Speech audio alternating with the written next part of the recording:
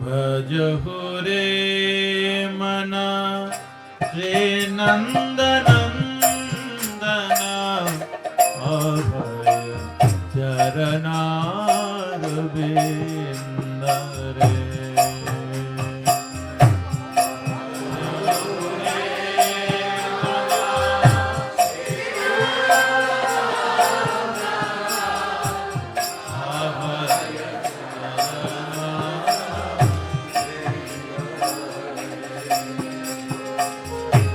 दुर्लभ मानव जन्म साथ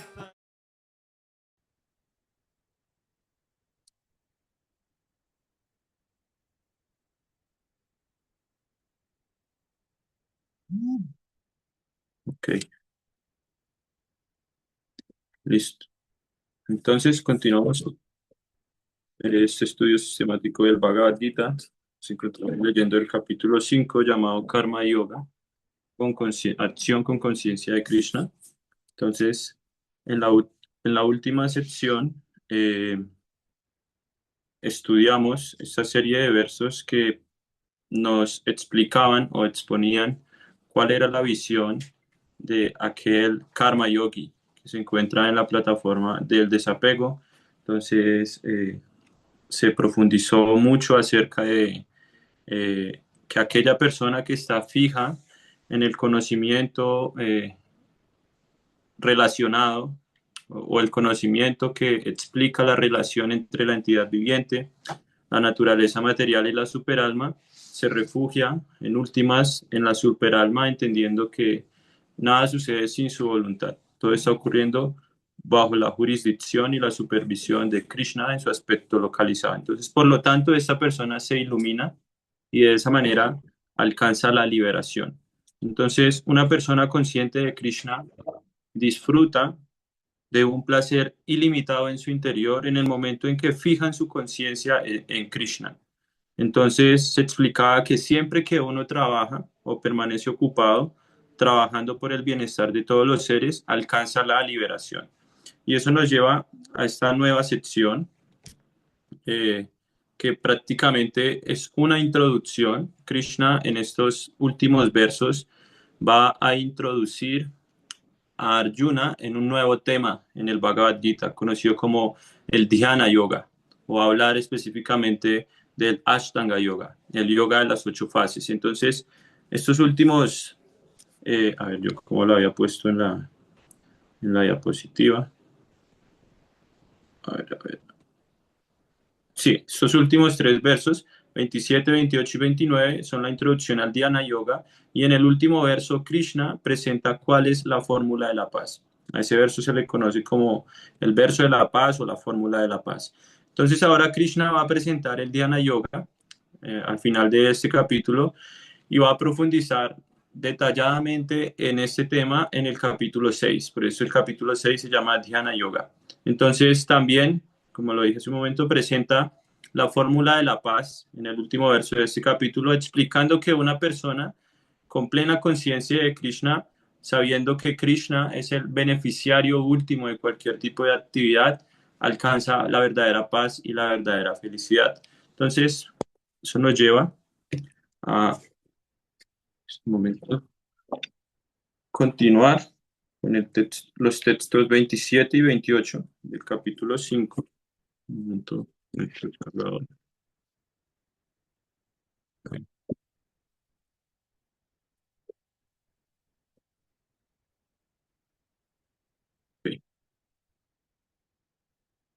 ya, compartir pantalla. Bien, entonces, dice así. A ver. Esto. Sparshan kridva bahirbahyam chakshus chaimbantare bhruvo pranapano samakridva nasabhyantara charino yatendriya mano buddhir munir moksha parayana vigatecha bhaya krodho yasada mukha evasa. Traducción. evitando todos los objetos externos de los sentidos, manteniendo los ojos y la visión concentrados en el entrecejo, suspendiendo en las fosas nasales la inhalación y la exhalación, controlando así la mente, los sentidos y la inteligencia, el trascendentalista que busca la liberación se libra del deseo, el temor y la ira. Aquel que siempre se encuentra en ese estado, sin duda que está liberado. Significado. Cuando uno está dedicado al proceso de conciencia de Krishna, puede entender de inmediato la identidad espiritual que tiene y luego puede entender al Señor Supremo por medio del servicio devocional. Cuando uno está bien situado en el servicio devocional, llega a la posición trascendental con la capacidad de sentir la presencia del Señor en la esfera de la actividad que uno realiza. Esa posición específica se denomina liberación en el Supremo. Después de explicar los antedichos principios de la liberación en el Supremo, el Señor instruye a Arjuna en relación con la manera en que uno puede llegar a esa posición mediante la práctica del misticismo o yoga conocido como Ashtanga Yoga, el cual se puede dividir en 8 pasos, conocidos como Yama, Niyama, Asana, Pranayama, Pratyahara, Dharana, Dhyana y Samadhi. En el capítulo 6 se explica detalladamente el tema del yoga y al final del capítulo 5 dicho tema solo se explica de un modo preliminar. Uno tiene que excluir los objetos de los sentidos tales como el sonido, la sensación del tacto, la forma, el gusto y el olor mediante el proceso pratyahara del yoga y luego mantener la vista dirigida al entrecejo y concentrarse en la punta de la nariz con los párpados entreabiertos. De nada sirve cerrar los ojos por completo, pues entonces hay muchas probabilidades de quedarse dormido. Ni tampoco se gana nada con abrir los ojos por completo, ya que entonces existe el peligro de ser atraído por los objetos de los sentidos. El movimiento respiratorio que se contiene dentro de las fosas nasales mediante la neutralización de los aires que suben y bajan dentro del cuerpo. El movimiento respiratorio se contiene dentro de las fosas nasales, mediante la neutralización de los aires que suben y bajan dentro del cuerpo. Por medio de la práctica de esa clase de yoga se es capaz de lograr el control de los sentidos y apartarse de los objetos externos de los sentidos y de ese modo prepararse para la liberación en el Supremo. Este proceso de yoga lo ayuda a uno a liberarse de todas las clases de temor e ira y de ese modo sentir la presencia de la superalma en la situación trascendental. En otras palabras, el proceso de conciencia de Krishna es la manera más sencilla de ejecutar los principios del yoga. Esto se explicará a fondo en el siguiente capítulo. Sin embargo, como la persona consciente de Krishna siempre está dedicada al servicio devocional, no corre el riesgo de que los sentidos se le pierdan en alguna otra ocupación. De esa manera de controlar los sentidos es mejor que el Ashtanga Yoga. Bien, entonces, en este verso prácticamente se explica que uno obtiene la misma liberación de la que ha estado hablando Krishna a lo largo de este capítulo, la liberación en el Señor a través del trabajo con desapego, la obra desapegada y el conocimiento trascendental. Uno tiene esa misma liberación a través de este nuevo proceso del que nos está hablando, el Ashtanga Yoga. Entonces, Ashta significa 8 y Anga significa partes. Entonces, es un sistema óctuple de yoga que tiene como principal propósito llevar al yogi desde la plataforma más simple, que es controlar los sentidos, hasta la plataforma más elevada, que es entrar en samadhi, estar en completo trance. Y verdadero trance significa, como lo dice Prabhupada acá en el significado, de ese modo sentir la presencia de la superalma en la situación trascendental. Entonces, eso significa samadhi, tener la posibilidad de percibir la presencia de la suprema personalidad de Dios en nuestro corazón, en el corazón de todas las entidades vivientes, en toda la creación como tal, y de esa manera contemplar o enfocar nuestra atención hacia el Señor, nuestra meditación hacia el Señor, y de ese modo entrar en esa situación trascendental. Eso es verdadero samadhi o verdadero trance. Entonces, Prabhupada en este significado explica eh, de qué manera estos versos se adecúan a esta sección del Bhagavad Gita. Entonces, Prabhupada dice que luego de que Krishna explica los principios antes mencionados de liberación en el Supremo, el Señor ahora instruye a Arjuna sobre la forma de llegar a esa posición, ¿sí? Ahora le está explicando a Arjuna, luego de explicar Karma Yoga, acción con desapego, el conocimiento trascendental, ahora le va a explicar a Arjuna cómo llegar a esa posición a través de este nuevo sistema de yoga, el Ashtanga Yoga, a través del misticismo, ¿sí? Entonces, aquí en el verso se explica eh, las diferentes etapas o las diferentes partes del Ashtanga Yoga. Yama y Niyama significa la aceptación de reglas y regulaciones que tienen como propósito encaminarnos hacia el control de los sentidos y el rechazo de aquellas cosas que no nos permiten enfocarnos hacia el control de los sentidos. Asana, la tercera parte de este sistema octuple, va enfocado hacia las posturas, ejercicios con el cuerpo, ejercicios de estiramiento, con el propósito de que el yogi logre adecuar su condición física de tal manera que pueda permanecer mucho tiempo sentado en la misma posición, o Padmasana, flor de loto, la posición de loto. Entonces, todas las asanas que se practican hoy en día en el Hatha Yoga hacen parte de esta tercera parte, de esta tercera sección o del Ashtanga Yoga y cumplen como principal propósito adecuar nuestro cuerpo para poder permanecer en una sola postura durante mucho tiempo. Se explica que en Satya Yuga, el Ashtanga Yoga es el sistema eh, eh, prescrito para alcanzar la autorrealización, pero también se explica que alcanzar la perfección en este sistema de Ashtanga Yoga toma la octava parte de la vida del yogi. Entonces, si yo vivo 100 años, quiere decir que para alcanzar la perfección en el yoga, debo dedicar mínimo 80 de esos 100 años. Es un trabajo muy tedioso.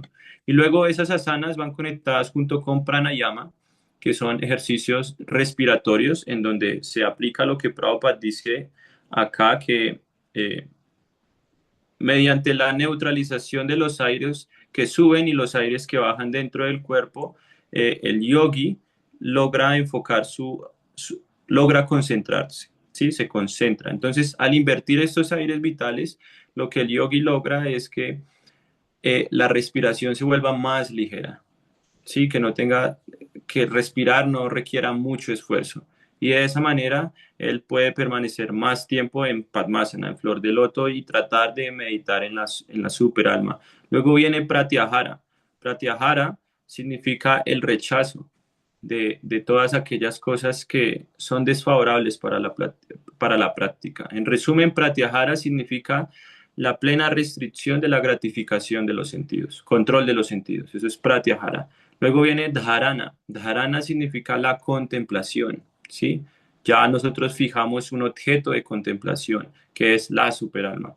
Y cuando nosotros contemplamos a la superalma, viene Dhyana. Dhyana significa meditación.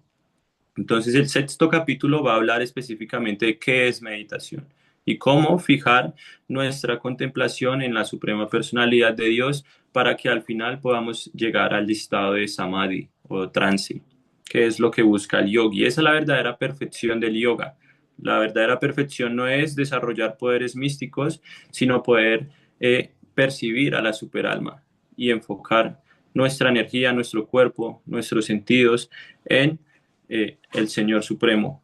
Entonces, el verso, si analizamos el verso, se explica cómo el yogi primero trata de llevar su cuerpo burdo, ¿sí? La visión concentrada en el entrecejo, suspende las fosas nasales y ese control del cuerpo burdo le permite también controlar su cuerpo sutil, la mente, los sentidos y la inteligencia. Entonces, a través de este sistema de yoga podemos controlar tanto el cuerpo burdo como el cuerpo sutil y de esa manera ir purificando estos elementos para que al momento de abandonar el cuerpo podamos alcanzar una mejor, o más bien, nuestra verdadera posición dentro del mundo espiritual. Esa es la perfección original del yoga. Entonces, eso nos lleva a a este último verso, ya que luego de que Krishna brinda un breve adelanto, en los versos anteriores, Krishna da un breve adelanto de lo que va a ser el capítulo 6. Entonces ahora él va a finalizar este capítulo diciéndole a Arjuna la forma en que uno puede permanecer tranquilo en medio del campo de batalla, ¿sí? Y cualquier otra situación. O sea, él recita este verso para que Arjuna logre experimentar tranquilidad, se apacigüe aún en medio de este campo de batalla y aplica para nuestra condición, la condición individual de cada uno. Entonces, es un verso muy famoso, Prabhupada cita constantemente. Bhaktarani agyatapasam sarva loka maheshwaran suhridan sarva bhutanam yatvaman shantin richati. Traducción. Una persona que tiene plena conciencia de mí, que me conoce como el beneficiario último de todos los sacrificios y austeridades, como el Señor Supremo de los planetas y semidioses y como el benefactor y bienqueriente de todas las entidades vivientes, se libra de los tormentos, de los sufrimientos materiales y encuentra la paz. Significado. Todas las almas condicionadas que están en las garras de la energía ilusoria ansían encontrar la paz en el mundo material, pero ellas no conocen la fórmula de la paz, la cual se explica en esta parte del Bhagavad Gita. La mejor fórmula para la paz es simplemente esta. El Señor Krishna es el beneficiario de todas las actividades humanas. Los hombres deben ofrecerle todo al servicio trascendental del Señor, porque Él es el propietario de todos los planetas y de sus respectivos semidioses. Nadie es más grande que Él. Él es el más grande. Él es más grande que los semidioses más grandes de todos, es decir, el señor Shiva y el señor Brahma. En los Vedas, Shvetashvatara Upanishad 6.7, se describe al Señor Supremo como Tanishwaram Paraman Maheshwaram. Las entidades vivientes bajo el hechizo de la ilusión están tratando de ser amas de todo lo que ven, pero en realidad están dominadas por la energía material. Este verso del Shvetashvatara Upanishad explica que el Señor Supremo Ishvara es superior. Prabhupada con este verso está reafirmando lo que dijo antes de que nadie es más grande que él, incluso Krishna es más grande que los semidioses más grandes, Shiva y Brahma. Entonces, ese verso del Shvetashvatara Upanishad lo que explica es que el Ishvara Supremo es el más grande entre los semidioses, ¿sí? Es el principal, está más allá de la categoría de semidioses, es el Dios Supremo. Entonces, las entidades vivientes bajo el hechizo de la ilusión están tratando de ser amas de todo lo que ven, pero en realidad están dominadas por la energía material del Señor. El Señor es el amo de la naturaleza material y las almas condicionadas se hallan bajo las estrictas reglas de la naturaleza material. A menos que uno entienda estos hechos claros, no es posible encontrar la paz en el mundo, ni individual ni colectivamente. Este es el sentir en el estado de conciencia de Krishna. El Señor Krishna es el predominador supremo y todas las entidades vivientes, incluso los grandes semidioses, son sus subordinados. Uno puede encontrar la paz perfecta solo si tiene completa conciencia de Krishna. Este capítulo quinto es una explicación práctica del proceso de conciencia de Krishna, generalmente conocido como Karma Yoga. Aquí se contesta la pregunta producto de la especulación mental acerca de cómo el Karma Yoga puede brindar la liberación. Ahí viene, trabajar con conciencia de Krishna es trabajar con pleno conocimiento de que el Señor es el predominador. Ese trabajo no es diferente del conocimiento trascendental. El proceso directo de conciencia de Krishna es el Bhakti Yoga y el Jnana Yoga es un sendero que conduce al Bhakti Yoga. Conciencia de Krishna significa trabajar con pleno conocimiento de la relación que uno tiene con el Absoluto Supremo y la perfección de ese estado de conciencia es el pleno conocimiento acerca de Krishna o la suprema personalidad de Dios. El alma pura, en su carácter de parte integral fragmentaria de Dios, es la sirvienta eterna de Dios. Ella se pone en contacto con Maya, la ilusión, debido al deseo de enseñorearse de Maya, y esa es la causa de sus muchos sufrimientos. Mientras ella está en contacto con la materia, tiene que trabajar en función de las necesidades materiales. Sin embargo, el proceso de conciencia de Krishna lo lleva a uno a la vida espiritual, incluso mientras uno se encuentra dentro de la jurisdicción de la materia. ya que es un despertar de la existencia espiritual mediante la práctica en el mundo material. Cuanto más uno está adelantado, más está liberado de las garras de la materia. El Señor no es parcial para con nadie. Todo depende de la ejecución práctica de los deberes de uno en el proceso de conciencia de Krishna, lo cual lo ayuda a uno a controlar los sentidos en todos los aspectos y a conquistar la influencia del deseo y la ira. Y aquel que se mantiene firme en el estado de conciencia de Krishna, controlando las pasiones antedichas, permanece de hecho en la etapa trascendental o Brahma Nirvana. El misticismo, yoga de 8 fases, se practica automáticamente en el proceso de conciencia de Krishna porque en este se cumple el propósito supremo. En la práctica del yama, niyama, asana, pranayama, pratyahara, dharana, dhyana y samadhi hay un proceso gradual de elevación, pero ello únicamente sirve de antesala a la perfección del servicio devocional, que es lo que le puede conferir la paz al ser humano. La perfección del servicio devocional es la máxima perfección de la vida. Así terminan los significados de Bhaktivedanta correspondientes al capítulo 5 del Srimad Bhagavad Gita titulado Karma Yoga o la acción con conciencia de Krishna. Bien, entonces varios puntos en este verso. El primero es que Krishna aquí resume muchos de los temas que ya ha venido discutiendo a lo largo de todo el Bhagavad Gita y los ubica en el contexto de que todos estos senderos de los que él le ha hablado a Arjuna conducen hacia la liberación, ¿sí? Los encasilla a todos en el contexto del alcance de la liberación. Entonces, este verso empieza con Bhoktaran y Agya. Bhoktaran y Agya significa el disfrutador final de todos los sacrificios realizados por uno, ¿sí? Entonces, si yo practico Karma Yoga, con el propósito de obtener alguna mejoría o karma kanda, debo llevar a cabo ciertos sacrificios, ¿sí? Si practico Jnana Yoga, debo llevar a cabo ciertos sacrificios, ¿sí? Abstenerme de ciertas cosas con el propósito de alcanzar mi objetivo. Entonces, Krishna aquí está diciendo, Bhoktaran y Agya, yo soy el beneficiario último de todos los sacrificios que uno pueda realizar, que uno ejecute. Entonces, al practicar ya sea karma kanda o karma yoga.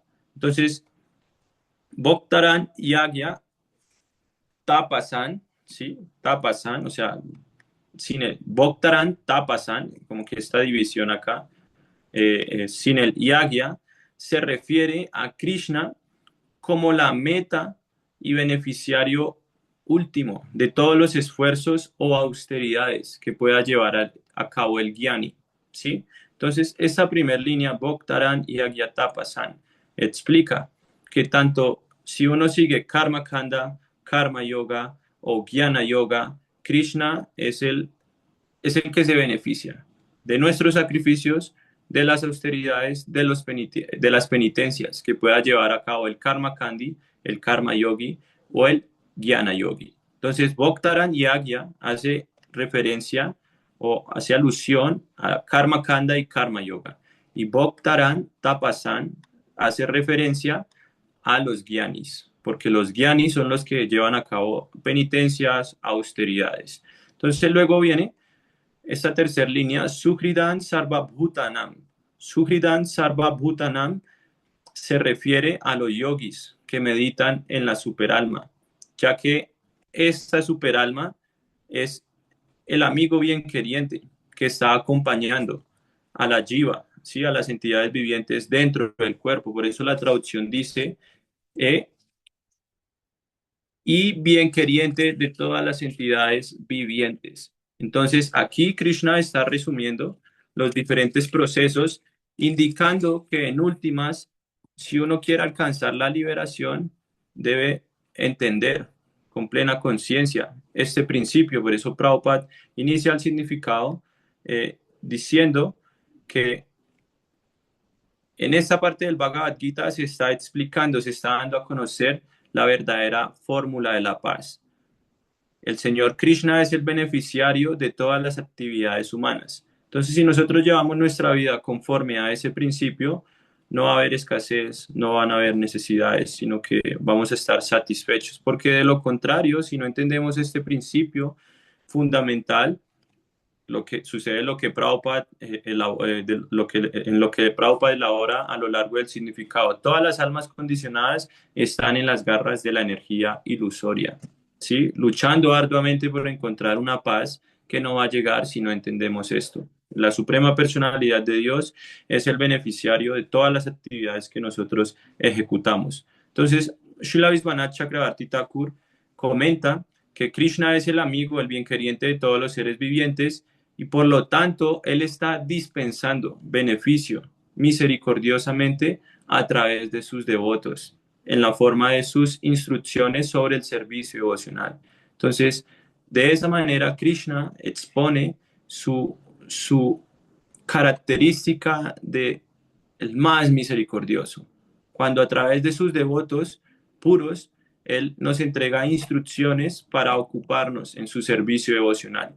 Entonces, el conocer la posición de Krishna en relación a las actividades del Karma Kanda o del Karma Yoga nos permite comprender, o más bien obtener conocimiento acerca de él, y de esa manera entender cómo la meta de todo tipo de austeridad o penitencia finalmente es reconocer a Krishna como el amigo bien queriente de todas las entidades vivientes que se encuentra en nuestro corazón. Y eso nos trae o nos lleva a la plataforma de la verdadera paz, ¿sí? Y la verdadera paz es liberarse del mundo material, liberarse de las garras de la energía ilusoria, que es prácticamente de lo que Prabhupada habla en el significado, cuando dice: las entidades vivientes bajo el hechizo de la ilusión están tratando de ser amas de todo lo que ven, pero en realidad están dominadas por la energía material del Señor. Entonces, liberación significa salir de esa ilusión, de ese condicionamiento, y entender nuestra posición frente a la posición del Señor Supremo. Entonces, Prabhupada amplía el significado de Suhridan Sarvabhutanan en una clase del Bhagavad Gita en 1968, en donde él explica que Krishna es siempre nuestro amigo natural, ¿sí? Y eso se declara, eso dice Prabhupada, ¿no? Krishna es siempre nuestro amigo natural. Eso se declara en el Bhagavad Gita 5.29, Suhridan Sarvabhutanan. Suhridan significa Sruhit. Suhrit significa que hay diferentes nombres en sánscrito para diferentes clases de amigos, ¿sí? Hay en algunas ocasiones, para referirse a un amigo, se utiliza el término bandhu, que significa un amigo, sí, un amigo también, a veces mitra, que significa amigo también, y en otras ocasiones suhrit, que significa amigo también. Entonces, de ese modo, Krishna dice: yo soy Suhrit, que significa un amigo así. Cuando él dice yo soy Suhridan, Suhrit significa yo soy un amigo de este calibre. Un amigo quiere sinceramente la felicidad, ¿sí? De su otro amigo, ¿sí? Un amigo quiere tu felicidad, un amigo verdadero.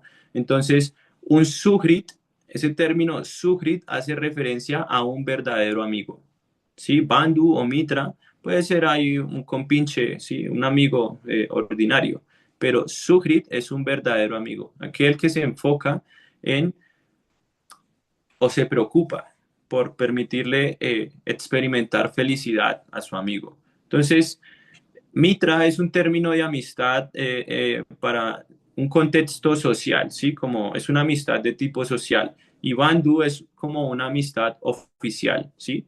Tú eres mi amigo. Mitra es como, somos amigos porque trabajamos en el mismo lugar, estudiamos en el mismo lugar, pero Suhrit es ese amigo fiel, ese amigo leal que se preocupa por nuestra felicidad, por nuestro bienestar. Entonces, Suhrit implica a quien realmente desea el bien a su amigo, es un amigo sincero. Entonces, Krishna es ese Suhrit. Krishna es el verdadero amigo de todas las entidades vivientes y siempre está deseando nuestro bien, ¿sí? Por lo tanto, Él nos está analizando y diciendo: por favor, ríndete a mí. Eso dijo Prabhupada en esa clase: ríndete a mí. Y luego Él explica que tal como un padre le dice a su hijo: mi querido muchacho, ¿por qué estás actuando independientemente? De esa manera estás sufriendo tontamente. Entonces Prabhupada dice, tan solo ríndete a mí, obedéceme, yo te protegeré. Entonces de la misma manera, Krishna es un amigo como un padre, ¿sí?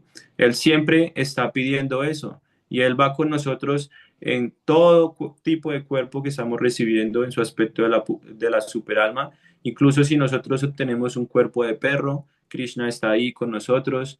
Incluso si tenemos cuerpo de gato, Krishna está ahí, o cerdo, cualquier animal inferior, Krishna está acompañándonos. Él no vacila, Él no escatima en acompañarnos a través de todas nuestras experiencias dentro del mundo material. Entonces, Prabhupada dice en esta clase que Krishna es tan amigable que donde quiera que vaya su amigo, él también va con él, él también va allí. Entonces, como para Paramatma, él realiza actividades de amigo, de verdadero amigo. Entonces, a través de su aspecto de Paramatma, él envía a su sirviente de confianza, a su devoto puro, como maestro espiritual. Y de esa manera viene en encarnaciones, viene como devoto, tales como el señor Chaitanya, y nos está ayudando siempre de muchas maneras. Pero nosotros somos tan tontos, dice Prabhupada, nosotros somos tan tontos que no lo aceptamos. ¿Sí? No aceptamos a ese mejor amigo, a ese verdadero amigo, ¿sí? No queremos aceptar que Krishna siempre nos está tratando de encaminar hacia nuestro beneficio máximo. Entonces, somos tan desafortunados que estamos tan cautivados por la energía externa, la energía material, que no aceptamos a Krishna como nuestro amigo. Eso dice Prabhupada en esa clase. Es, eh, o sea, una exposición muy profunda de lo que es Suhridan Sarvabhutanam y la razón por la que aún continuamos sufriendo dentro de esa naturaleza material. Entonces, el jnana, el conocimiento de que nosotros somos almas eternas, ¿sí? La renunciación y el control de los sentidos no nos pueden conceder verdadera liberación. Es una liberación parcial. Así que si nosotros queremos obtener verdadera liberación, queremos alcanzar una liberación completa, debemos tomar refugio en nuestro querido amigo Krishna. Es la única manera para liberarnos de la ilusión material, ¿sí? El deseo de enseñorearnos de la naturaleza material. Entonces, Prabhupada en el significado dice que este quinto capítulo es una explicación práctica, por acá, sí, decía. Sí, es una explicación práctica del proceso de conciencia de Krishna, generalmente conocido como Karma Yoga. Aquí se contesta la pregunta producto de la especulación mental acerca de cómo el Karma Yoga puede brindar liberación, sí, cómo la actividad, cómo el trabajo nos puede llevar hacia la liberación. Y Prabhupada responde, trabajar con conciencia de Krishna es trabajar con pleno conocimiento del Señor. ¿Sí? Con pleno conocimiento de que el Señor es el predominador. Ese trabajo no es diferente del conocimiento trascendental. Entonces, por lo tanto, conciencia de Krishna significa trabajar con pleno conocimiento de la relación que uno tiene con el Absoluto Supremo.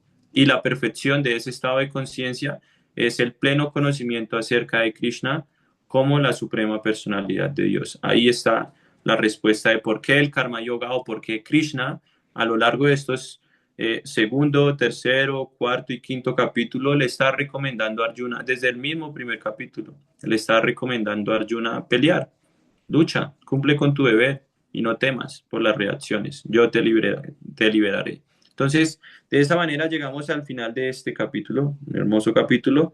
Eh, no sé si hay alguna pregunta, comentario, hasta ahí. Sí, sí, pero tengo una pregunta. Eh, digamos que entonces se puede afirmar que esa manifestación de Krishna como Suridam es Paramatma. Ujú, ujú. Cuando él dice Suhridan Sarvabhutanam, por eso yo dije que hace referencia a los yogis. Los yogis, verdaderos yogis, están enfocados en alcanzar a la superalma, que es de lo que se va a hablar en este capítulo. Entonces, Krishna es el amigo, el bienqueriente de todas las entidades vivientes en su aspecto localizado, como superalma, porque como lo traté de elaborar con la clase de Prabhupada, él siempre está acompañando a la entidad viviente, siempre. No hay un cuerpo en el que Krishna no acompaña a la entidad viviente. Entonces, por esa razón, es el amigo más fiel, el amigo más verdadero que nosotros podamos tener. Entonces, sí, esa línea del verso hace referencia a Paramatma. Ok, y digamos, en la medida en que se practica el servicio devocional, en que, digamos, también se desarrolla la conciencia de Krishna cada vez más, em, pues, o sea, digamos, en ese proceso, no, digamos, sí, uno es consciente para Magma, pero digamos que se explica y sí, como que se recomienda no quedarse allí, ¿no? ¿Mm? Y está entonces la explicación de que pues Dios es Brahman, es Paramatma y es Bhagavan, ¿no? Ujú, Entonces, en ese sentido, ¿cuál es la relación a partir sí, como de meditar en Bhagavan? ujú, Y qué pasa ahí entonces con Paramatma, ¿sí? Como, no sé si se podría decir como que se fortalece, digamos, la relación de la Jiva con Paramatma o algo así, o uno está, digamos, más susceptible de percibir o de, sí, como de ser consciente de Paramatma en su propio corazón y en las demás entidades vivientes. ajá. Sí, en realidad, cuando uno se ocupa en servicio devocional, en Bhakti Yoga, se esfuerza por practicar Bhakti Yoga, es porque ha llegado medianamente a la comprensión de que Dios es una persona, ¿sí? Es Bhagavan, tiene características, tiene cualidades. Entonces, si yo entiendo a Krishna como persona, automáticamente voy a entender su aspecto localizado y su aspecto impersonal.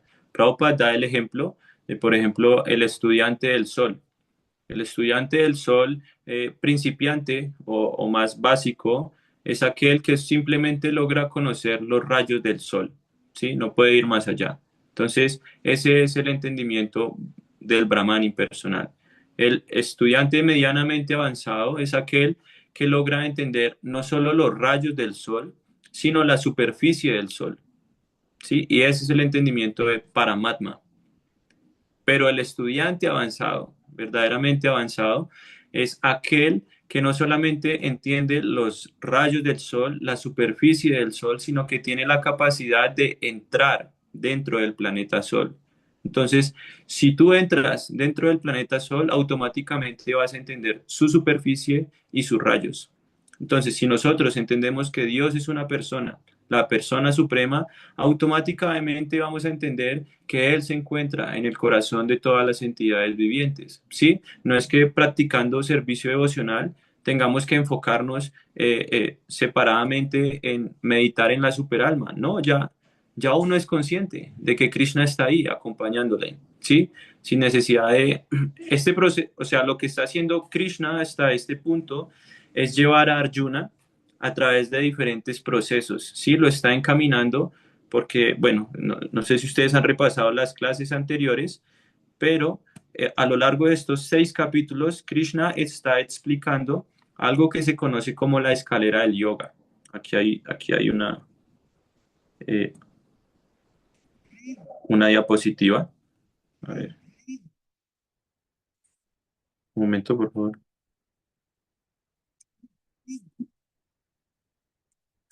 Una diapositiva.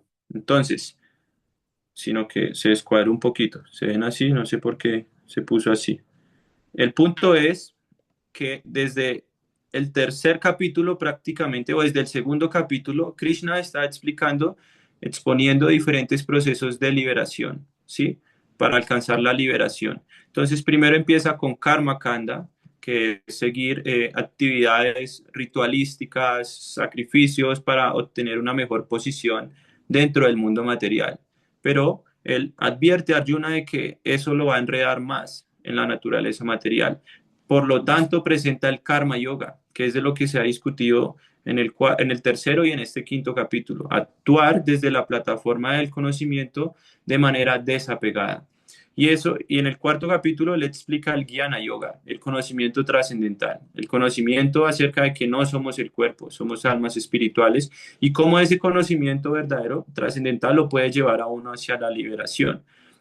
Ahora en el sexto capítulo, Krishna explica Ashtanga Yoga, el sistema óctuple del yoga.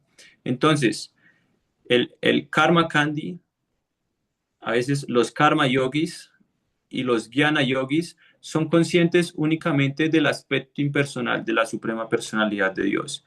El Ashtanga Yogi es consciente del aspecto impersonal y el aspecto localizado de Paramatma, de la suprema personalidad de Dios, porque el yogi medita en la superalma. Ese es el objeto de meditación de un verdadero yogi. Pero ahora en este capítulo, Krishna va a explicar en este nuevo capítulo cómo ese Ashtanga Yoga no es más que un paso preliminar que nos encamina hacia el Bhakti. Por eso aquí en la escalerita del yoga se hace referencia a que el Ashtanga Yoga da realización de Paramatma. ¿Qué quiere decir eso? Que si el Ashtanga Yoga nos lleva a tener realización de Paramatma, todavía no hemos alcanzado la meta última. Por lo tanto, entender Paramatma nos lleva hacia el Bhakti Yoga. Entender que Krishna es una persona con la cual nos podemos relacionar. Y una vez nos ocupamos en Bhakti, quiere decir que ya entendemos esto, Paramatma y Brahman. Quizás no cabalmente, no plenamente, pero sí tenemos una comprensión de que la verdad absoluta, la suprema verdad absoluta, tiene tres aspectos: impersonal, localizado y Bhagavan. Es una persona suprema. Entonces el devoto no necesita practicar yoga, Ashtanga Yoga, porque el simple hecho de ocuparse en servicio devocional ya le está dando todos los beneficios del Ashtanga Yoga. Entonces lo que está haciendo Krishna es llevando gradualmente a Arjuna desde el conocimiento más básico del yoga hacia la comprensión más elevada de lo que es verdadero yoga, servicio devocional. Eso es lo que ha venido haciendo a lo largo de estos 6 capítulos. Por eso el Bhagavad Gita, los 18 capítulos se dividen en 3 secciones, en donde estos primeros 6 capítulos hablan acerca de cómo uno debe actuar en el mundo material, ¿sí? ¿Cuál es la mejor forma de actuar? O hablan de karma yoga. En el medio de los capítulos 7 al 12 se habla específicamente de bhakti, servicio devocional, que es el sexto capítulo, es una introducción al bhakti, ¿sí? Y ya vamos a entender por qué. Y los últimos capítulos del 13 al 18 hablan acerca de jnana, conocimiento, enfocado hacia el servicio devocional. Entonces, se podría decir, ¿no? Porque entonces no va karma yoga, jnana yoga y bhakti yoga si el bhakti es superior. Los acharyas explican que se organiza de esta manera y uno de los ejemplos es que el Bhagavad Gita es un cofre, ¿sí? Ahí está el conocimiento más preciado, más valioso. Entonces, las tapas de ese cofre son el karma y el jnana, ¿sí? Que pueden conducir al bhakti, pero el bhakti no depende ni de karma ni de jnana. Y dentro del cofre está el tesoro, que es el servicio devocional. Entonces, los capítulos del 1 al 6 y del 13 al 18 son las tapas del contenido más valioso del Bhagavad Gita, que es la sección que habla acerca del servicio devocional. Entonces, no sé si responde la pregunta. A lo que me refiero es que por ocuparnos en servicio devocional ya tenemos una comprensión, ya somos conscientes de Paramatma. Y a medida que vamos madurando en el servicio devocional, más conscientes nos vamos siendo de Paramatma, del aspecto impersonal y de Krishna como persona. ¿Sí tiene sentido? Sí, sí, gracias, Prabhu. Sí, igual, como te entiendo que también, como sí, al enfocarse en la persona suprema, como en el aspecto más, em, sí, el aspecto más completo, por así Ajá. decirlo, de Dios, pues. automáticamente también se mejora la conexión, por así decirlo, o el ¿Mm? entendimiento de sus otros aspectos. Así es, exacto. Vale, gracias. Bien, entonces ya que terminamos este capítulo, vuelvo a recordar que mi recomendación, sí, mi humilde consejo es que tratemos de identificar una palabra que resuma cada capítulo que vamos terminando, de tal manera que después sea fácil recordar el contexto del capítulo. Eso lo podemos hacer para la próxima sección y tratar de memorizar un verso, así sea la traducción. Si nosotros memorizamos versos, eso nos permite meditar constantemente en las declaraciones de Krishna y de esa manera se agudiza también nuestro entendimiento. Entonces, eh, eh, quizás si lo empezamos a hacer desde ahora, de aquí a que terminemos el estudio, vamos a notar un cambio en nuestra práctica personal, individual de cada uno, debido a recordar fácilmente los capítulos del Bhagavad Gita.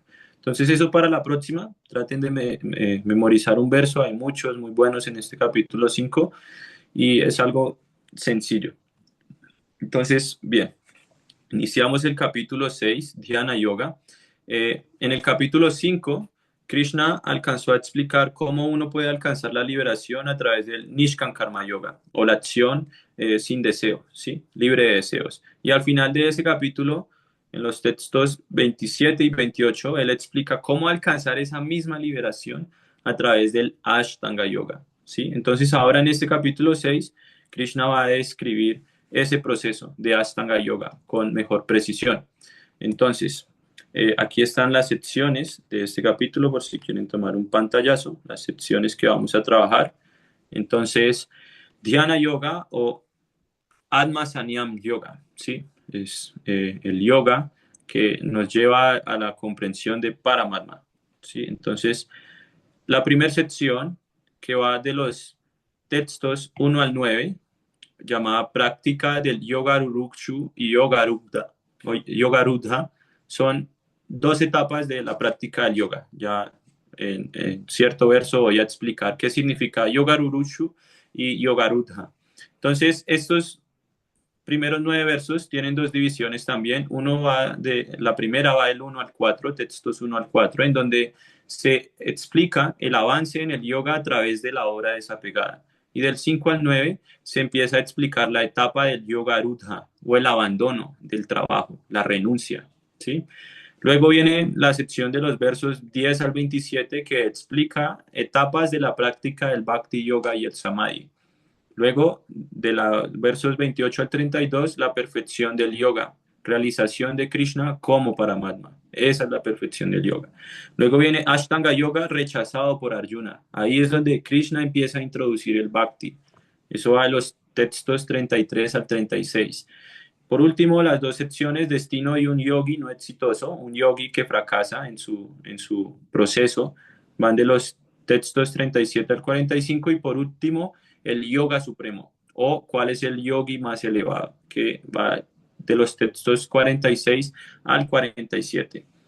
Entonces, bien, en los primeros 5 capítulos del Bhagavad Gita, Krishna ha explicado el Buddhi Yoga, ¿sí? El trabajo con la conciencia fija en él, en Krishna. Eso es Buddhi, actuar con inteligencia y sin deseos fruitivos. Entonces, también explicó el Sankhya, la filosofía del análisis, el Karma Yoga y el Jnana Yoga como procesos para obtener la liberación y como peldaños hacia la conciencia de Krishna. Esa es la escalera del yoga. Todos estos procesos de los que Krishna ha hablado hasta el momento no son más que diferentes escalones o peldaños para alcanzar el estado de conciencia de Krishna. Entonces creo que voy a cubrir los primeros 4 versos de este capítulo y ya la próxima sección trataré de cubrir más los versos que hablan acerca de el avance en el yoga a través de la obra desapegada. Entonces, primer verso, Shri Bhagavan Uvacha, Anashrita Karma Phalam, Karyant Karma Karoti Yaha, Sanyasi Cha Yogi Cha, Nani Ragnir Nak Chakriyaha. Traducción. La suprema personalidad de Dios dijo, aquel que no está pegado a los frutos de su trabajo y que trabaja tal como está obligado a hacerlo, se encuentra en la orden de vida de renuncia y es el verdadero místico y no aquel que no enciende ningún fuego ni ejecuta ningún deber. Significado: en este capítulo el Señor explica que el proceso del sistema óctuple de yoga es un medio para controlar la mente y los sentidos. Sin embargo, esto es algo que a la generalidad de la gente le resulta muy difícil de ejecutar, especialmente en la era de Kali. Aunque en este capítulo se recomienda el sistema óctuple de yoga, el Señor recalca que el proceso de karma yoga o de actuar con conciencia de Krishna es mejor. En este mundo todos actúan de manera de mantener a su familia y sus enseres, pero nadie trabaja sin algún interés personal, sin alguna gratificación personal, ya sea concentrada o extendida. La pauta de la perfección la marca el actuar con conciencia de Krishna y no el actuar con miras a disfrutar de los frutos del trabajo. Actuar con conciencia de Krishna es el deber de toda entidad viviente, ya que por constitución todas ellas son partes integrales del Supremo. Las partes del cuerpo trabajan para la satisfacción de todo el cuerpo. Las extremidades del cuerpo no actúan para su propia satisfacción, sino para la satisfacción del todo completo.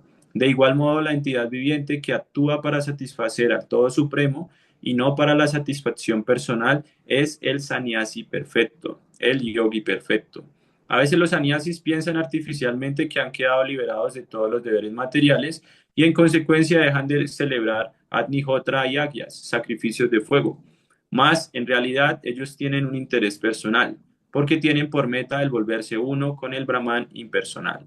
Ese deseo es superior a cualquier deseo material, pero no deja de motivarlo un interés personal. Asimismo, el yogi místico que practica el sistema de yoga con los ojos entreabiertos y suspendiendo todas las actividades materiales, desea algún tipo de satisfacción para sí mismo. Sin embargo, una persona que actúa con conciencia de Krishna trabaja para la satisfacción del todo sin un interés personal. Una persona consciente de Krishna no desea su propia satisfacción.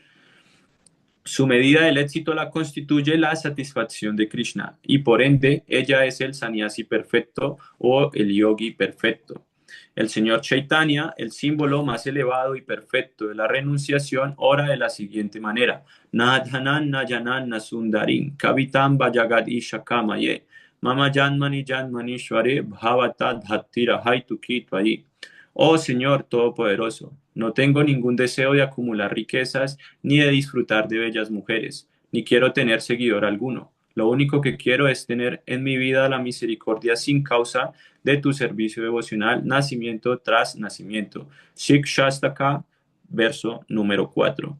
Entonces, aquí se explica que aunque la persona, el renunciante, aquel sannyasi, ¿sí? La persona que toma sannyas, abandona la ejecución de los sacrificios de fuego, nuevamente por tercera vez, hasta este momento, Krishna hace referencia, o más bien está haciendo énfasis en la importancia de no abandonar el trabajo, ¿sí? El verdadero renunciante, el verdadero místico, cumple con su deber, pero no renuncia al fruto. Eso es lo que le está pidiendo Krishna a Arjuna, dándole a entender que debe pelear, ¿sí? Entendiendo que el fruto de la acción es para Krishna, ¿sí? No es para su gratificación. Eso es verdadera renuncia. Llevar a cabo nuestro deber, nuestras obligaciones para ofrecer el resultado a Krishna. Entonces, aquí en el verso, Krishna dice, aquel que no enciende ningún fuego. Esta frase se refiere a los brahmanas. Por lo general, los brahmanas son los que llevan a cabo sacrificios de fuego, ceremonias de fuego. Entonces, uno de los deberes prescritos del varna, de la casta brahmínica, es celebrar Agnihotra, sacrificios de fuego, a diario. Entonces, Krishna está explicando nuevamente que la persona que no es avanzada piensa: yo poseo conocimiento, no tengo que cumplir mi deber. Esa es la psicología de los gyanis. Yo simplemente quiero conocimiento, no debo hacer nada, no debo actuar en este mundo material. Entonces, pero un alma verdaderamente avanzada lleva a cabo sus deberes con desapego. Eso es.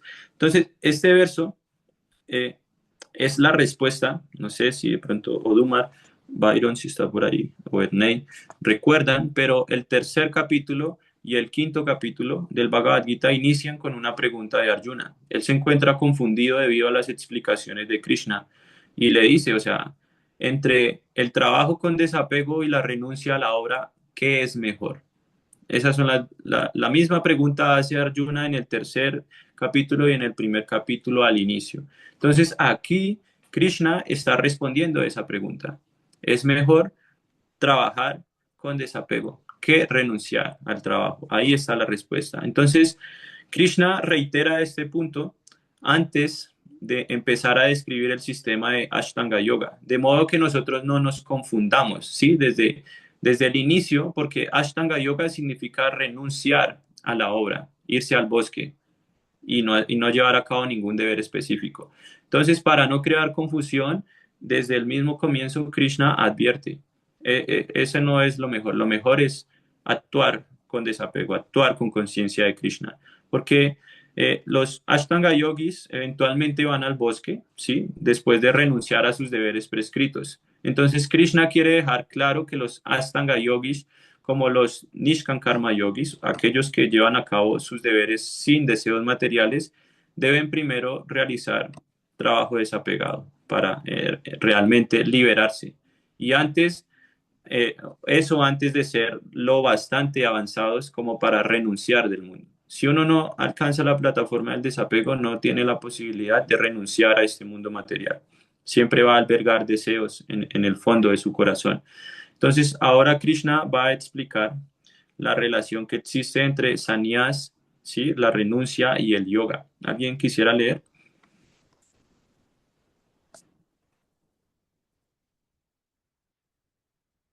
Ok, sí. Sí, sí, Ah, sí. bueno, dale, dale.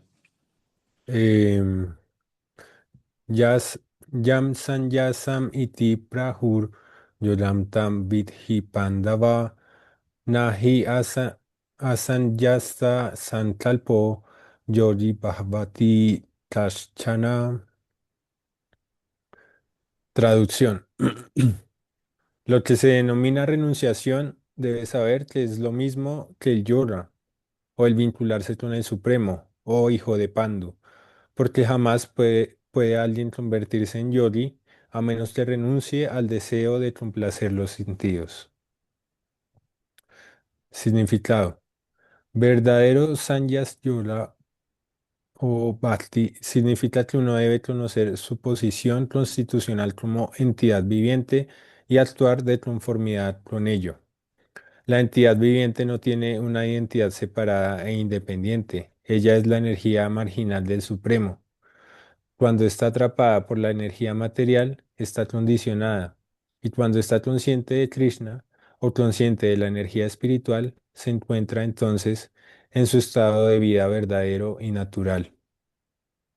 Por lo tanto, cuando uno tiene pleno conocimiento, le pone fin a toda la complacencia material de los sentidos o renuncia a todas las clases de actividades para complacer los sentidos. Esto lo practican los yogis, los cuales les impiden a los sentidos el apego material. Pero una persona en estado de conciencia de Krishna no tiene ninguna oportunidad de ocupar los sentidos en nada que no sea para Krishna. De modo que una persona consciente de Krishna es simultáneamente un sannyasi y un yogi.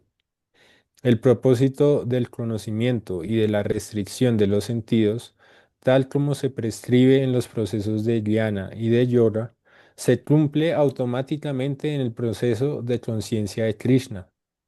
Si uno es incapaz de abandonar las actividades propias de su naturaleza egoísta, de nada valen entonces el jnana y el yoga.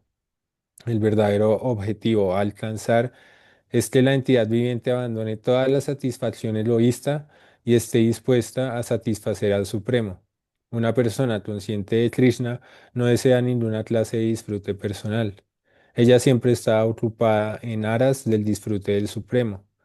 Aquel que no tiene información acerca del Supremo tiene que dedicarse entonces a su satisfacción personal, porque nadie puede mantenerse en el plano de la inactividad. Todos los propósitos se cumplen perfectamente con la práctica del proceso de conciencia de Krishna. Bien, entonces aquí se explica que la restricción de los deseos, sí, el restringirnos de nuestros deseos materiales, no es el único constituyente, sí, no es el único factor en la verdadera renunciación de la gratificación de los sentidos. O sea, no solo basta con restringirnos, sí, eso no es lo único que importa. Incluso uno debe renunciar al deseo de gratificar los sentidos. Muchas veces renunciamos al deseo como tal, pero no al deseo de gratificar nuestros sentidos a través de esas actividades. Como por ejemplo, eh, puede que yo renuncie al deseo de drogarme, ¿sí? Pero todavía estoy aferrado al deseo de las sensaciones que experimento a través de la droga, ¿sí? Eso todavía me gusta. Ya no me gusta la droga, pero sí me gusta lo que me hace sentir. Entonces, eso es a lo que se hace referencia. Uno incluso debe renunciar al deseo de gratificar nuestro.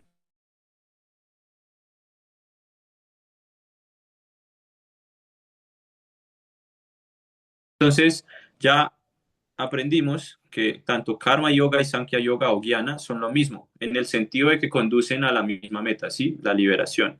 Entonces, ahora nosotros vamos a aprender que sannyas, renunciación, es lo mismo que yoga, ¿sí? Renunciar es lo mismo que ligarse uno mismo al Supremo, porque ese es el significado de yoga, conexión con la suprema personalidad de Dios. Entonces, en el sentido de que cada yogi debe ser un renunciante, ¿sí? Tal como todos los sannyasis son renunciados, quiere decir que tanto los sannyasis como los yogis rechazan el deseo de disfrute. Por eso es lo mismo. El sannyasi renuncia al disfrute, los yogis también renuncian al disfrute. Entonces, sí, en otras palabras, un yogi no puede ser perfecto sin renunciar al deseo de gratificar los sentidos. Ese es el requisito para alcanzar la perfección en el yoga. Y por eso, Pratyahara es una de las secciones, la quinta, sí, la quinta parte del Ashtanga Yoga es Pratyahara, renunciar a ese deseo de gratificar nuestros sentidos. Si nosotros no renunciamos a ese deseo de gratificar los sentidos, no podemos pasar de la cuarta etapa que es pranayama. Y nos quedamos ahí en pranayama y no podemos experimentar los estados de conciencia elevados del yoga, que vienen con dharana, dhyana y samadhi. Entonces, eh, Srila Vishwanath Chakravarti Thakur explica que aquella persona que no ha renunciado a su intención de disfrutar de la gratificación de los sentidos o a su anhelo por los frutos materiales, no puede ser un yogi. Ese es el requisito, ¿sí? Entonces, Prabhupada describe que una persona consciente de Krishna es tanto un sannyasi como un yogi, porque el devoto ni renuncia a la obra, ¿sí? Sino que lleva a cabo sus deberes con desapego, con pleno conocimiento, plena conciencia de Krishna, para el placer de Krishna, y también controla sus sentidos a través de la práctica del Bhakti Yoga. Entonces, el devoto es tanto un sannyasi como un yogi. Por eso, Prabhupada siempre en sus significados nos está llevando a que todos los propósitos, como cierra el significado, todos los propósitos se cumplen perfectamente con la práctica del proceso de conciencia de Krishna. Por eso el Bhakti es el escalón más elevado dentro de esta escalera del yoga. Por practicar Bhakti obtenemos los resultados de cualquier otra práctica de yoga que describe Krishna a lo largo de este capítulo. Entonces, así brevemente la explicación de este verso. Y ahora Krishna va a explicar que el proceso de yoga se divide en dos niveles, Yoga Rurukshu y Yoga Rudha. Entonces, Arurukshur Muner Yogam Karma Karanan Uchyate Yoga Rudha Syaiva Shama Karanan Uchyate. Para aquel que es un neófito en el sistema óptuple del yoga, se dice que el trabajo es el medio. Y para aquel que ya se encuentra elevado en el yoga, se dice que el cese de todas las actividades materiales es el medio. Significado. El proceso mediante el cual uno se vincula con el Supremo se denomina yoga. Dicho proceso se puede decir que es como una escalera para alcanzar la máxima comprensión espiritual. Esa escalera comienza desde la condición material más baja de la entidad viviente y se eleva hasta la perfecta comprensión del ser en la vida espiritual pura. Según las diferentes elevaciones, las distintas partes de la escalera se conocen por diferentes nombres, pero en términos generales, la escalera en sí se denomina yoga y se la puede dividir en tres partes, es decir, Jnana Yoga, Dhyana Yoga y Bhakti Yoga. El comienzo de la escalera se denomina la etapa Yoga Rurukshu y el peldaño más alto se denomina Yoga Rudha. En lo que respecta al sistema óctuple del yoga, se considera que los intentos que se hacen al principio para lograr la meditación a través de principios reguladores de la vida y a través de la práctica de diferentes maneras de sentarse, que son más o menos ejercicios físicos, son actividades materiales fruitivas. Todas esas actividades llevan a lograr un equilibrio mental perfecto para controlar los sentidos. Cuando uno se vuelve experto en la práctica de la meditación, suspende todas las actividades mentales perturbadoras. Sin embargo, una persona consciente de Krishna está situada desde el principio en el plano de la meditación, porque siempre piensa en Krishna y como ella está dedicada constantemente al servicio de Krishna, se considera que ha suspendido todas las actividades materiales. Entonces, en la próxima sesión voy a tener una diapositiva en donde explico esta división de las dos etapas del yoga. Entonces, hablando de Ashtanga Yoga, en términos de Ashtanga Yoga, Yoga Rurukshu significa la etapa principiante, la etapa neófita, y Yoga Rudha es la etapa avanzada. Entonces, en las 8 etapas del Ashtanga Yoga, Yama, Niyama, Asana y Pranayama se refieren a Yoga Rurukshu, porque como dice Prabhupada acá en el significado, todo este tipo de actividades que tienen como propósito regular la vida son actividades materiales fruitivas. Entonces, por llevar a cabo esas actividades, nosotros logramos un equilibrio mental y a través de ese equilibrio mental controlamos los sentidos y eso nos permite seguir avanzando a través del Yoga Rudha. Entonces, lo que es Dharana, Dhyana y Samadhi son la etapa avanzada en el yoga, hablando de Ashtanga Yoga. Entonces, estas dos partes se dividen en estas 8 fases, ¿sí? Y quien se halla, la persona que ha alcanzado, eh, eh, o más bien que se halla en la etapa principiante, debe trabajar hasta el punto en que logre desapegarse o obtener verdadera purificación para poder seguir avanzando, ¿sí? Uno solo puede renunciar a la acción en la etapa avanzada. Si nosotros no alcanzamos la etapa avanzada, no vamos a poder liberarnos por completo de el deseo fruitivo. Pero debemos trabajar lo suficiente para que nos encaminemos hacia esa etapa avanzada y podamos purificar esos deseos. Entonces, Srila Baladev Vidyabhushan, uno de nuestros comentaristas principales del Bhagavad Gita, explica que cuando un yogi asciende al logro del yoga, ¿sí? O sea, sí, alcanza el dhyana yoga, la meditación. En otras palabras, se fija en esa meditación y de esa manera, en ese momento, cesan todas las actividades que perturban la mente. Entonces, ahí es donde obtiene verdadero avance. Ese es el mayor avance, el cese por completo de todas las actividades que perturban la mente. Y eso solo se logra al alcanzar dhyana, pero empieza desde pratyahara. Pratyahara también hace parte es como una etapa intermedia entre Yoga Rurukshu y Yoga Rudha. Pero solo hasta que alcanzamos dhyana, ¿sí? La meditación, nos liberamos por completo de todas las actividades que perturban la mente. Entonces, de estas 8 etapas del Ashtanga Yoga, las 2 primeras que son Yama y Niyama, el acatamiento de prohibiciones y regulaciones, le permiten a uno seguir avanzando hasta asanas, practicar posturas corporales estrictas, ¿sí? Muy rigurosas para poder permanecer sentado y nuevamente llevar a cabo ejercicios de respiración y de esa manera uno va avanzando a través de este sistema de yoga, porque el pranayama ayuda a controlar la mente. Sí, por eso son tan importantes los ejercicios respiratorios dentro de este sistema óctuple. Y cuando la mente se controla, el yogi, el aspirante a yogi, avanza hacia la práctica de pratyahara, que es retraimiento de los sentidos, restringir sus propios sentidos. de los objetos de los sentidos, se restringe de la gratificación de los sentidos. Y cuando él si obtiene desapego a través de esa restricción, practica dharana, ¿sí? La contemplación, luego dhyana, que son diferentes, en última son diferentes intensidades de meditación, ¿sí? Dharana es como una meditación básica y dhyana ya es una meditación más profunda.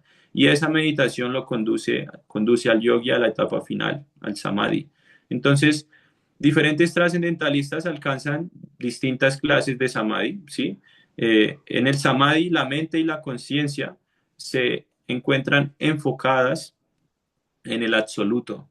Entonces, el Gyani se concentra en el Brahman, el yogi Patanjali nos encamina hacia concentrarnos en Paramatma y a través del Bhakti Yoga nos enfocamos, o más bien, nuestro Samadhi es con Krishna. ¿Sí? El Gyani tiene Samadhi en el Brahman impersonal, el yogi, siguiendo las directrices de Patanjali, los Yoga Sutras de Patanjali, logra meditar, obtener Samadhi en Paramatma, pero el devoto, su Samadhi es en Krishna.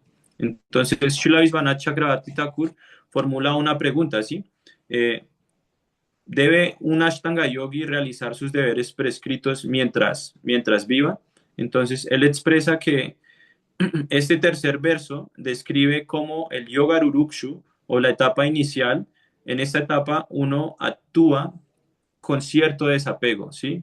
Libre de deseos. Y mientras uno practica simultáneamente Ashtanga Yoga, logra purificar el corazón.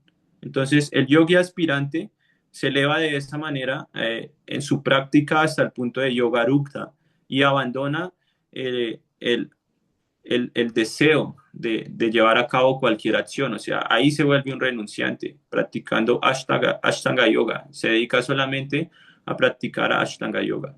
Pero en un comienzo él debe llevar a cabo sus deberes prescritos, ¿sí? Y solo hasta una etapa madura ya logra renunciar a esos deberes, en el caso de los Ashtanga Yogis. Entonces, en este siguiente verso, en el cuarto verso, se describe que la etapa del Yoga Rudha, ¿sí? Inicia en realidad desde Dhyana. Ahí es la etapa avanzada en la meditación. Dice así, a ver qué tan largo es que ahorita tengo, es cortico, ve, mejor, tengo que hacer un servicio. Yadahinendriyartesu nakarma swanushakjate sarva sankalpa sanyasi yoga rudhastadochyate. Se dice que una persona está elevada en el yoga cuando, habiendo renunciado a todos los deseos materiales, ni actúa para complacer los sentidos, ni se ocupa en actividades fructivas. Significado: cuando una persona está plenamente dedicada al servicio al amoroso servicio trascendental del Señor, se siente complacida en sí misma y por ello deja de estar dedicada a la complacencia de los sentidos y a las actividades fructivas. De lo contrario, uno tiene que dedicarse a complacer los sentidos, porque no se puede vivir sin una ocupación. Si no se tiene conciencia de Krishna, siempre se tendrán que buscar actividades egoístas centradas en uno o extendidas. Pero una persona consciente de Krishna puede hacer todo en aras de la satisfacción de Krishna y con ello desapegarse por completo de la complacencia de los sentidos. Aquel que no tiene ese grado de comprensión tiene que tratar mecánicamente de escapar de los deseos materiales antes de ser elevado al peldaño más alto de la escalera del yoga. Entonces, sí, cuando el yogi desarrolla este gusto espiritual superior, renuncia tanto a los deseos materiales como al deseo de actividad fructiva, ¿sí? De llevar a cabo actividades para gratificarse. Entonces, de esa manera alcanza esta etapa de dhyana o de yoga rudha, la etapa avanzada. Este yogi puede optar por continuar con su obra, ¿sí? Que consiste en llevar a cabo sus deberes prescritos, no por apego, sino para establecer un ejemplo apropiado ante los demás que lo están observando. Entonces, aquel yogi, aquella persona que está en esa etapa de yoga rudha, no se siente atraído por los objetos de los sentidos. Y eso se va a explicar en la próxima sección. Pero lo importante acá es que Prabhupada, en su significado, explica que cuando una persona que es avanzada en el yoga, está elevada en el yoga, renuncia a todos sus deseos materiales, aún así lleva a cabo sus deberes, sigue actuando. Por eso Krishna dice, ni actúa para complacer los sentidos, ni se ocupa en actividades fruitivas. Está completamente desapegado y es renunciado nuevamente, pero sigue llevando a cabo deberes prescritos sin esperar poder disfrutar del resultado. Y por eso Prabhupada en su significado lo encasilla todo hacia el servicio devocional. Una persona que está plenamente dedicada al amoroso servicio trascendental del Señor se siente complacida en sí misma y por ello deja de estar dedicada a la complacencia de los sentidos y a las actividades fruitivas. ¿Qué quiere decir eso? Que a pesar de que se sigue ocupando en actividades, sus actividades son devocionales, son espirituales, única y exclusivamente para el placer de Krishna. Eso es verdadero avance. Eso es una verdadera etapa de elevación en el proceso de yoga. Entonces, bien, voy a dejar hasta aquí. En realidad tengo un servicio. Eh, no sé si hay un comentario cortico, tengo como un minuto, o si prefieren por el chat. No, pues, gracias, Pro, muchas gracias por la clase. De pronto solo decir ahí sobre esta última parte que, digamos, si todavía en el caso personal de cada quien sentimos apego por alguna actividad de disfrute material o algo así, debemos intentar ocuparnos más en servicio, ¿no? Sí, hay que seguir practicando. El Bhagavatam dice, Akama sarva kamo va moksha kama udaradihi, tibrena bhakti yogena yayeta purusham param. Dice, no importa si uno está libre de deseos o si está lleno de deseos materiales, o si está lleno de deseos materiales o deseos de liberación, en cualquiera de esas etapas, la persona que verdaderamente posee inteligencia se ocupa en Tibrena Bhakti, servicio devocional intenso. Entonces Krishna dice, no importa cuál sea su posición, todos deben enfocarse y ocuparse en adorarme a mí, Purusham Param, la persona suprema, la persona eh, trascendental. Entonces, la solución es seguir practicando servicio devocional. Y a medida que nosotros vamos practicando cada vez con más determinación, con más sensibilidad, rigurosidad, los deseos disminuyen. ¿Sí? El avance en conciencia de Krishna, o más bien, la disminución de los deseos materiales es proporcional al avance en conciencia de Krishna. ¿Sí? Madurez espiritual significa disminución de los deseos materiales, pero depende de qué tan intenso practiquemos y qué tan sincera sea nuestra práctica. Entonces, no importa si todavía hay algún deseo por ahí, hay que seguir practicando. Y eso en algún momento va a desaparecer. ¿Sí? Listo. Vale, muchas gracias, Pro. A ti. Gracias. Entonces, bueno, espero por lo menos contar con ustedes dos para la próxima sección. Hoy estaba pensando en, Tranquilo, bravo. Gracias por la clase de hoy, Omar, por sus preguntas. sí, Ya, hoy estaba Pro. pensando precisamente en que cuando no puedo dar la charla, como que se pierde el entusiasmo y se empiezan a desanimar. Entonces, voy a tratar de ser más determinado con la lectura, de tal manera que los otros se sigan sumando nuevamente al estudio. Pero bueno. Sí, Quedo muy agradecido con ustedes. Espero tengan una plácida noche. Reverencias, Hare Krishna. ya hay Descansen. reverencias, Pro. Gracias. Hare Gracias, Krishna. Aribol. Haribol.